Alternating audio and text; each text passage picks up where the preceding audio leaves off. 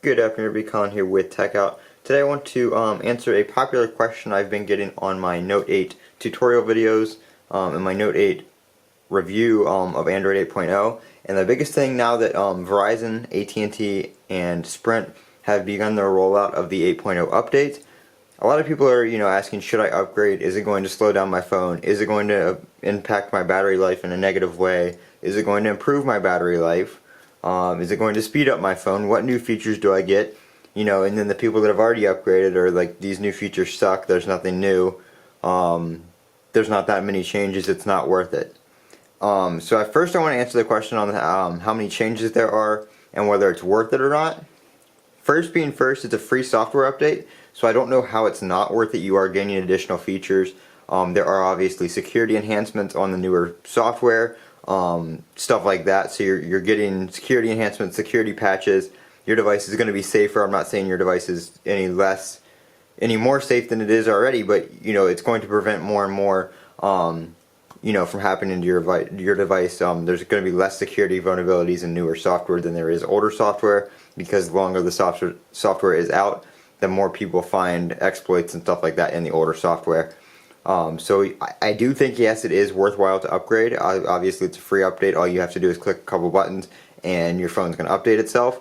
So it is, to me, worth the update. I don't see why it would be not worth it to you. I have been running build CRC2 for a while now. So we're on Android 8.0. Get to focus. Build 8.0. Or Android version 8.0, Samsung Experience version 9, and the version is N950U SQU 3CRC2. So that is the newest and latest, not the latest, there are builds all the way up to CRC 4 and 5 coming out, but CRC2 is what the carriers have been pushing as their update.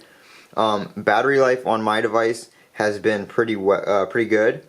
I haven't been dailying the Note 8, as you guys know, I do have the S9 Plus as well. So I haven't been dailying the Note 8, but I did use it quite frequently with that software for a while, and I've been getting about the same battery life that I was before, if not a little bit longer. There were some beta builds where the battery life was really bad, and you saw the videos on that. It had some pretty bad battery life, but that was just that beta build. In CRC2, I have not had any battery issues.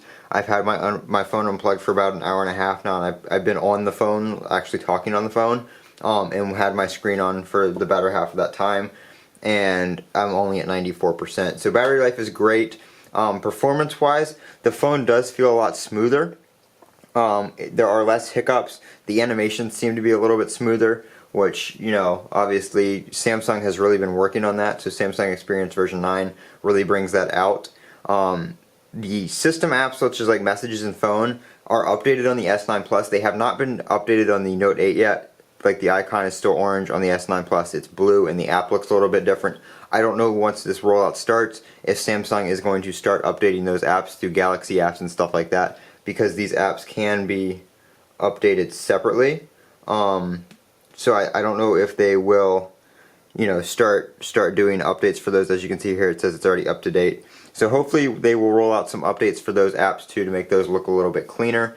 But right now the S9 and S9 Plus are the only ones with those newer apps.